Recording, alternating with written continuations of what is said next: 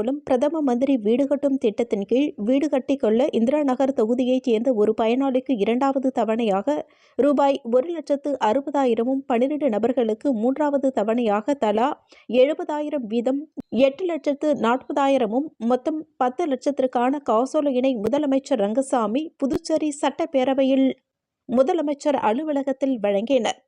காங்கிரஸ் கட்சி சார்பில் காமராஜரின் பிறந்த நாளையொட்டி 10 மற்றும் 12ஆம் வகுப்பு பொதுத் தேர்வில் தொகுதியில் முதல் 3 இடங்களை பிடித்த மாணவ மாணவியர்களுக்கு பாராட்டு விழா தனியார் திருமண மண்டபத்தில் நடைபெற்றது.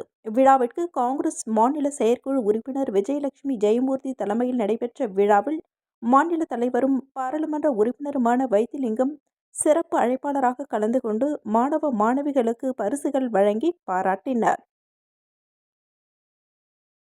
புதுச்சேரி அரசு குடிசை மாற்று வாரியத்தின் மூலம் கல்வீடு கட்டும் திட்டத்தின் கீழ் வில்லியனூர் தொகுதியைச் சேர்ந்த பயனாளிகளுக்கு கல்வீடு கட்டுவதற்கான தவணை தொகைக்கான ஆணை வழங்கும் நிகழ்ச்சி வில்லியனூர் சட்டமன்ற உறுப்பினர் அலுவலகத்தில் நடைபெற்றது.